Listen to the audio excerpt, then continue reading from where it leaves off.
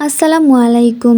শুরু করছি ইলমা বেহরোজের উপন্যাস শৈলচূড়ায় চাঁদের হাসি, পর্ব ৩১।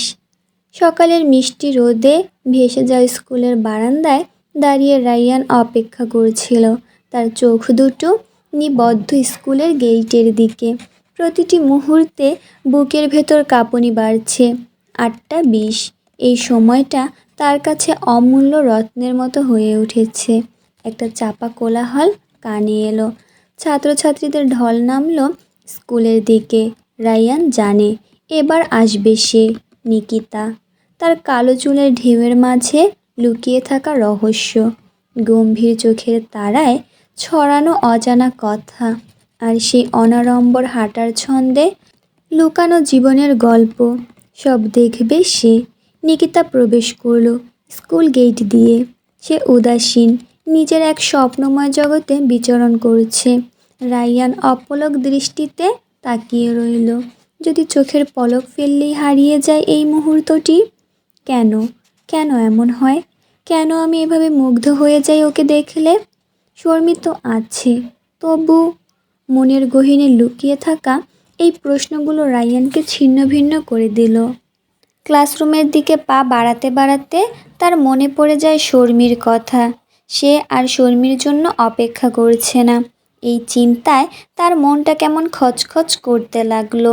শর্মির মিষ্টি হাসি, তার সরল ভালোবাসা, সব কিছু ফিকে হয়ে যায় নিকিতার রহস্যময় উপস্থিতির কাছে।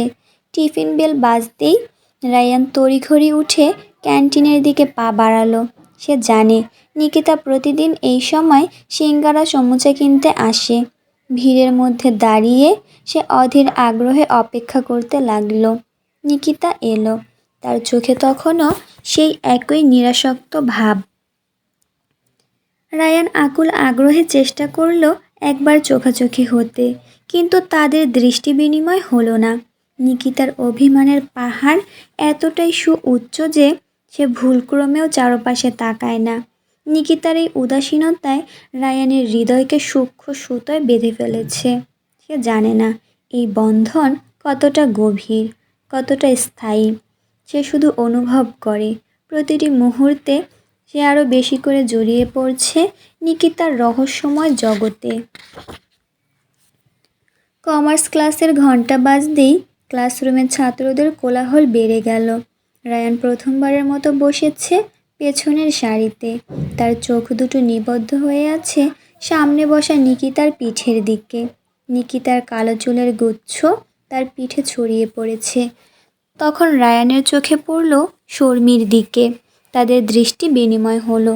শর্মির চোখে প্রশ্ন, কৌতূহল আর একটু বিষণ্ণতা। সে একটা ছোট্ট চিরকুট লিখে ছুঁড়ে দিল রায়ানের দিকে। চিরকুটে লেখা, আজ পেছনে বসেছো কেন?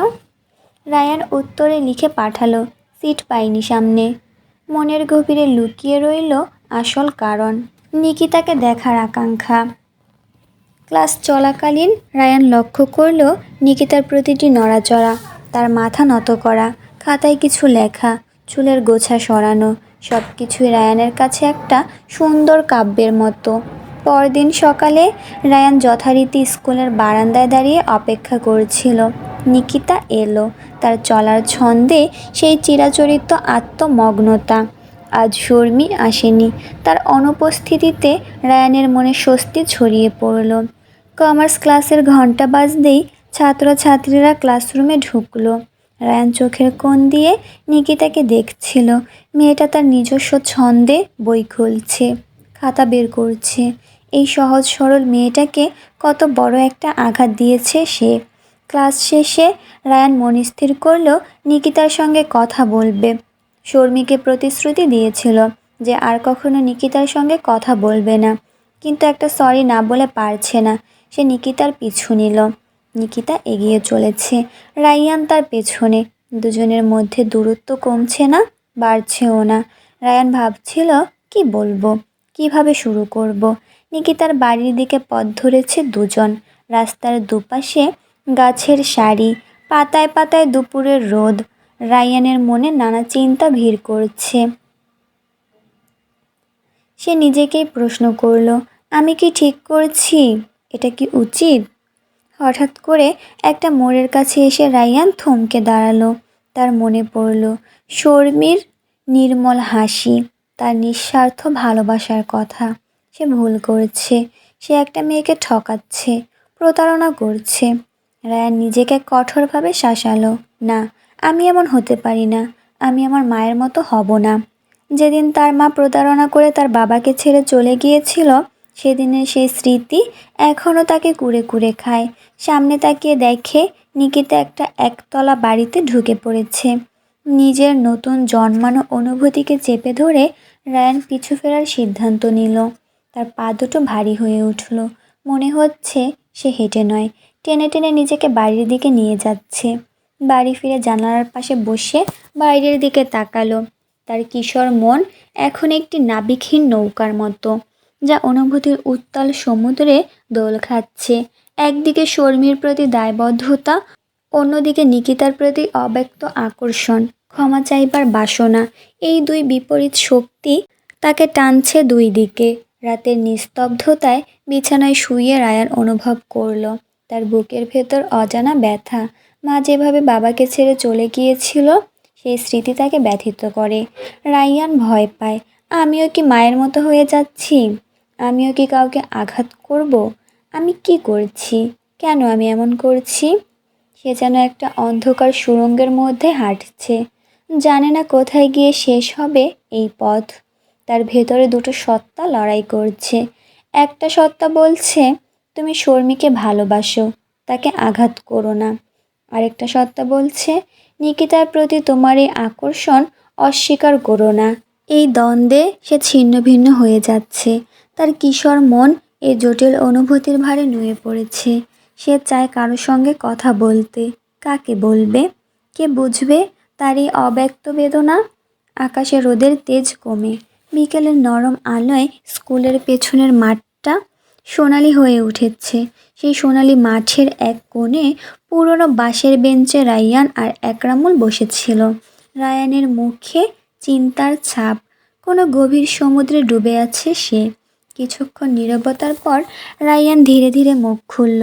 একরামুল, তোকে একটা কথা বলবো, দেখিস কাউকে বলিস না। কি হয়েছে? রায়ান একটা দীর্ঘশ্বাস ফেলল, তারপর সাহস সঞ্চয় করে বলতে শুরু করলো। দেখ, আমি একটা মুশকিলে পড়ে গেছি। শর্মি শর্মি তো আমাকে পাগলের মতো ভালোবাসে, কিন্তু কিন্তু কি? একরামুলের চোখে কৌতূহলের ঝিলিক।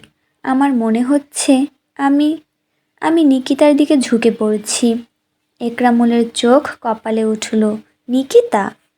একরামুল বিশ্বাস করতে পারছিল না।